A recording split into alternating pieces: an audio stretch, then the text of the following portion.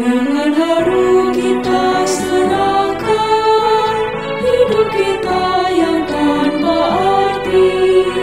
Semoga Tuhan nanti berkenan mewarnai hidup yang mati. Dalam Yesus kita berbakti, hidup kita jadi berarti.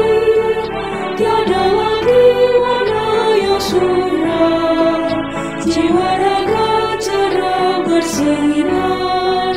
Lagu syukur kita haturkan dengan hikmat hati berbakti. Semoga Tuhan nanti berkenan memberikan hidup abadi.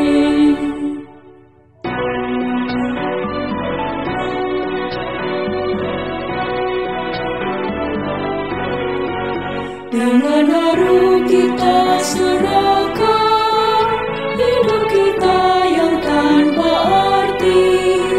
Semoga Tuhan nanti berkenan mewarnai hidup yang mati. Dalam Yesus kita berbakti, hidup kita jadi berarti. Tiada lagi warna yang suram, jiwa raga cerah bersinar. Lagu syukur kita haturkan dengan hikmat hati berbakti. Semoga Tuhan nanti berkenan memberikan hidup abadi.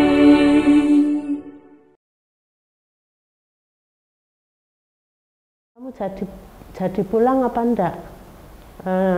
Natal ini kayak enggak mah. Oh ya sudah, tak pikir karena situasi di Jakarta kan semakin naik COVID-nya, terus waktu itu kan mengadakan PSBB, jadi oh ya sudah, pikirnya gitu. Terus selang berapa, enggak sampai menitan, cuma berapa detik, terus dia manggil, "Mah." Dengan kata-kata "mah" itu aku sudah kayak rasanya tersentak gitu loh, kan aneh gitu. "Kenapa Nang?" "Sebetulnya aku sakit." "Aduh, sakit apa?" "Kayaknya aku terpapar Mah. Aku malah sudah beli alatnya yang untuk cuci hidung itu. Mama mau?" Enggak usah. Mama tuh nanti kalau mau cuci hidung nanti di rumah sakit." Terus, "Enggak Mah, enggak apa-apa. Udah aku belikan kok, nanti tak kirim." "Oh Madapa sudah tak belikan." Adik saya juga dibelikan Mah. Dia itu ngurusi orang lain sampai segitunya, tapi dia sendiri malah yaitu mengkhawatirkan orang lain, tapi dirinya sendiri malah kecolongan. Terus memang betul saya juga sudah dipaketi itu sama obatnya sama alatnya. Adik saya juga begitu. Nah, terus kamu gimana? Ya nanti sudah, aku tak isolasi mandiri dulu. Ini aku makanan pesen terus lewat itu online itu. Terus dia bilang, "Mah, aku mau ke Wisma saja." Loh, terus gimana caranya? "Aku nanti mau hubungi itu, udah nanti aku tak tanya syarat-syaratnya." Ya sudah, nanti tanya syaratnya. Terus dia itu ngebel ke Pak RT-nya, "Mah, aku nanti siap-siap mau ke Wisma. Iya, hati-hati ya. Kamu berjuang sendiri. Mama ndak bisa bantu gimana-gimana. Mau ke situ juga mungkin ndak boleh." Waktu dijemput Satgas itu ya saya cuma lihat mobilnya. "Ini Mah, aku siap-siap mau berangkat." Iya, hati-hati ya Nang, semangat ya Nang, pasti semangat tuh. Iya Mah, Mama tenang aja. Mama jangan bilang papa ya, nanti papa, saya takut kalau nanti kepikiran gitu, yang selalu dibilang kan gitu, jangan bilang papa ya, nanti papa kepikiran, mesti gitu. Iya, Mama ndak bilang papa, makanya papanya juga ndak tak kasih tahu sampai sudah di Wisma pun belum tahu, karena juga saya takutnya itu anak berjuang sendiri, orang tuanya takut nanti kalau orang tuanya kepikiran malah dia sendiri yang kena. Yogi harus cari rumah sakit yang ada ICU COVID-nya. Loh, gimana toh? Iya, ya tante doa saja biar cepet sembuh. Tapi ini dari rumah sakit, keluarga harus ikut mencari rumah sakit yang ada ICU-nya untuk COVID. Tapi kok satu tanggal 19 itu sebetulnya saya sudah madeg gitu loh Mo. Karena tanggal 19 itu papanya ulang tahun. Sedangkan tanggal 18 malam Yogi itu sudah terpasang intubasi. Pikiran saya sudah madeg gitu. Loh, kan udah terpasang, kenapa bisa telepon ya? Kok bisa telepon sama papanya? Selamat ulang tahun ya Pak. Terakhir kali saya dengar suaranya itu. Pikiran-pikiran yang jelek itu sebetulnya sudah tak buang. Enggak akan terjadi apa-apa. Enggak akan terjadi dalam pikiran saya seperti itu. Pagi-pagi saya masih mau masak nasi. Anak saya yang kecil kan bilang, Mama ada tamu Mah. Tamu siapa?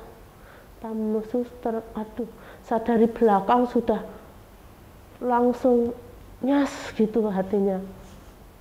Jangan ada kabar yang saya tidak suka. Dari belakang saya sambil jalan ke depan sudah begitu. Terus sampai depan, dokter sama suster belum bilang apa-apa, aku sudah cerita yang mau ke sana itu, yang mau minta izin, mau minta difasilitasi ke sana. Terus dia bilang, iya Bu, Ibu berencana seperti itu, tapi Tuhan berkehendak lain. Ada kata-kata Tuhan berkehendak lain, semakin hati saya hancur Mo. Aduh, kok kata-katanya Tuhan berkehendak lain. Terus tapi saya masih cerita terus suster yang bilang, iya Bu, sambil saya dipegangi itu, iya Bu, Ibu rencananya bagus seperti itu, tapi Tuhan berkehendak lain. Tidak ada harapan lagi. Kecewa pasti Mo. Tapi apapun itu, kita manusia ya.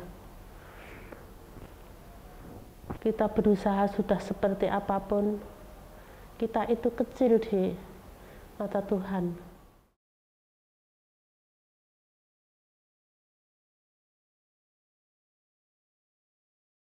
Dari hari pertama sampai hari ketiga kalau tidak salah, saya masih bisa telepon.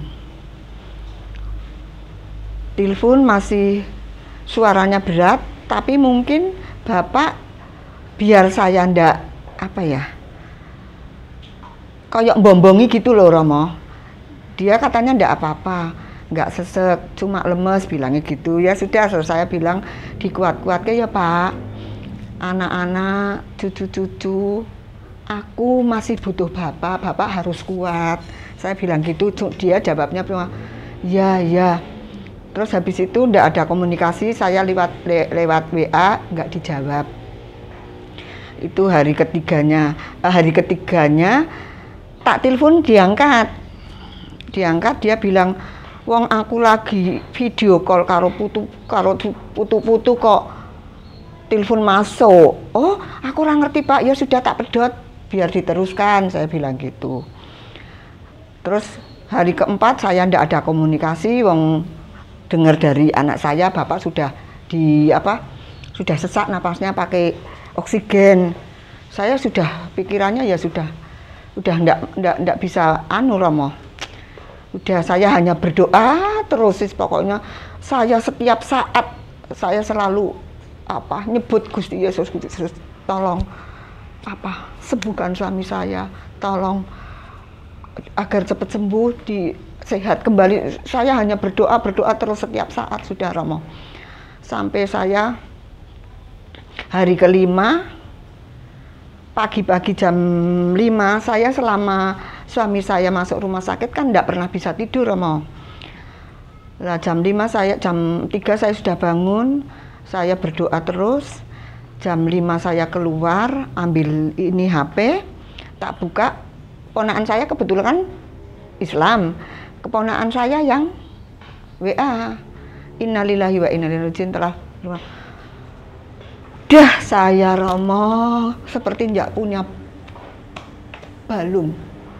Saya bengok sekeras-kerasnya. Saya sudah tidak bisa membayangkan Romo. Sudah terus saya mikirnya anak-anak, cucu. Udah pokoknya saya tidak bisa Romo, hanya nangis histeris sambil deprok. Sementara saya di rumah hanya berdua sama ponakan saya yang sama-sama sakit kayak saya itu. Dia ya cuma nangis, tidak bisa apa-apa. Saya mau dekap sama siapa, anak-anak nggak ada. Anak-anak, nah itu yang saya ngerdernya lagi Romo. Mau ketemu anak saja kok sampai dada-dada di depan. Saya itu ya kayak mendapat hukuman saya sepertinya Romo. Sampai suami diambil, tidak ada yang mendampingi, saya sendirian di sana. Anak-anak juga sendiri, tidak ada saya. Saya itu ya Romo yang pokoknya tidak bisa diungkapkan dengan kata-kata Romo. Saya sampai ya Tuhan Yesus, selama saya berumah tangga 44 tahun, ujian dari Tuhan paling berat ini Romo. Saya sampai ya Tuhan Gusti Yesus, saya diberi kekuatan untuk menghadapi ujian ini. Saya sampai gitu, saya masih pingin sehat, pingin sembuh, biar bisa kumpul lagi bareng-bareng sama anak-anak saya, sama cucu saya. Saya doanya hanya itu terus menerus supaya saya diberi kekuatan.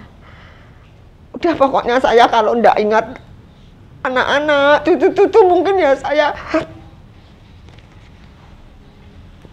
sampai kan kena COVID itu indera perasa ya hilang sama sekali Romo. Keinginan kepingin makan kepingin itu enak-enak, ndak ada sama sekali Romo.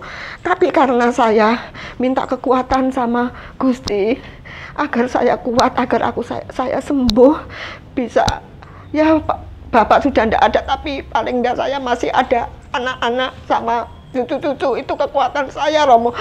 Walaupun makan itu ndak ada rasa, ndak ada, udah pokoknya wong anak-anak juga memberi support saya, pokoknya mama harus sehat, apapun aku masih butuh mama tinggal mama, orang tua tinggal mama, pokoknya mama harus kudu apa saja wes boh rasane ndak enak sama saya itu dah Romo, pokoknya ndak saya rasakan. Saya sampai suami orang-orang tidak seperti suami saya, karena suami saya itu betul-betul tulus meladeni saya Romo. Kalau mereka punya suami sayang, tapi kan tetap istri masih bikinkan minuman. Saya itu tidak pernah lah, saya merasa berdosanya di situ Romo. Waktu masih kerja dia orang disiplin Romo, sampai mendidik sama anak-anaknya. Jam sekian kalau mau ke gereja harus siap jam sekian biar tidak telat. Itu selalu sampai sama Rio nyontoni gini. Bapak lagi kerja yo. Sebelum anak buah bapak podo datang, bapak sampai bawa kunci sendiri, buka kuncinya di kantor. Belum ada yang datang, saya sudah siap di meja kerja. Pulang sebelum mereka pada pulang, saya masih di situ. Jadi datang lebih dulu, pulang akhir gitu Romo. Pokoknya memberi contoh yang bagus-bagus terhadap anak-anaknya. Makanya anak-anak saya biasa disiplin tepat waktu. Karena bapaknya mesti muring-muring kalau enggak tepat waktu itu. Jadi terus terhadap anak-anak, terhadap saya pokoknya kalau ibu-ibu cerita suaminya gini sayangnya, tapi tetap kalau Pak Thomas belum pernah sayang ladeni Romo. Selalu habis mandi pakai pakaian dinas berangkat, minumnya kok ora diunjuk waktu isi awal-awal ya Romo, minuman ora dianu Pak, ora usah gawe ke wedang, aku ning kantor selalu ada wedang air teh manis sama teh putih udah ada dari kantor gitu. Jadi sampai pensiun, apalagi pensiun ndak ada kegiatan Romo, bangun pagi ya dia sudah bikin teh sendiri di sini. Kalau udah saya dipanggil mah, iki kok nek entek lho, setelah adem, saya tinggal jeripit satu. Dari dulu ndak pernah 2 gelas, 1 gelas berdua. Sampai kemarin mau meninggalnya aja, sudah kayak gitu, masih bikinkan Indomie, dia dalam keadaan sudah lemes. Wong sayanya juga ngeledak Romo. Bikin Indomie di mateng, terus saya ini cepet mumpung masih mateng, selalu gitulah Romo. Jadi kalau sakit di Jakarta tidurnya sama bapak, apalagi di rumah. Dari kecil kayak gitu semua anak-anak deketnya sama bapak. Kalau mau sakit minum obat, muntah, apa itu semua bapak semua. Karena tahu bapak sama mama pun begitu.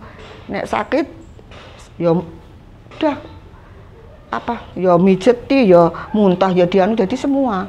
Jadi sampai anak-anak pun kalau sakit ya Pak, muntah ya terus bapaknya yang jadi semuanya.